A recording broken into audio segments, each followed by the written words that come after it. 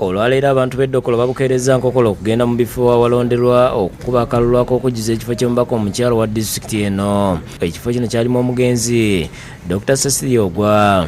Ku ssaawa 10 nga bukyavunaanyizibwa kulonda babadde batandise dda okutambuza ebikozesebwa okubitwala mu bifo awalonderwa nga bijja ku kitebe kya disitulikiti. Abakulembeze b'ebibiina ebyenjawulo okuli wa FDC Patrick Oboya Muliyati, akulira akakiiko ebyokulondamu NRM Dr. Tango Doi, Ssaabawandiisi wa UPC Bill Fred n'abalala babadde okukakasa nti buli kimu kitambula bulungi. Team and myself are here fully awake and on top of the game to see that our candidate is not cheated.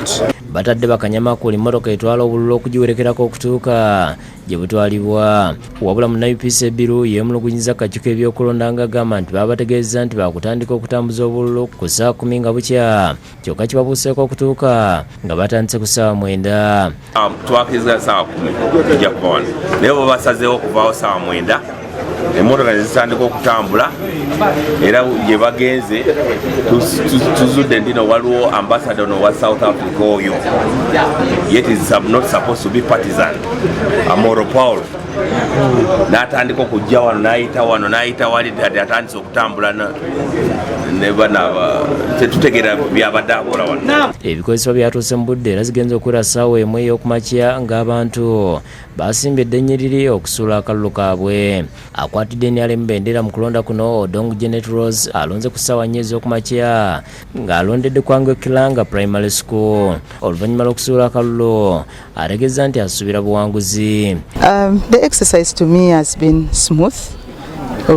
I see people have gotten calls from several polling stations and saying that the turn-up is good and people are voting. The results are going to be good and that victory is on my side. FDC Dr. Rosemary Ogwal alondedde ku ssomero lya Dokolo Progressive ng'alonze ku ssaawa 4 n'ekitundu nga naye ategeezezza nti obuwanguzi bumulimu 5. I think the numbers speak for themselves, but let's wait and see what happens at the ballot box. Bonna UPC Aguti Sarah alondedde mu Dokolo South mu ggombolola ye ewangudde ku ssomero lya Okenyawo nga naye agamba alinze kulangirirwa. I'm just from casting my vote and I've seen the process is going on well. I'm expecting to be the winner. Abantu ab'enjawulo betwogeddeko nabo okulina abalondoola akalulu bagamba tikatambudde bulungi. Dokolo has been peaceful this night. I think we are most likely to end peacefully. Security weeri naye tewaliwo intimidation yonna. Mu kiseera kino okubala obululu kugenda mu maaso. 66, 67, 68. Abudi Muwonge yakusekedde gweno ku lwa Bukedde TV. 9.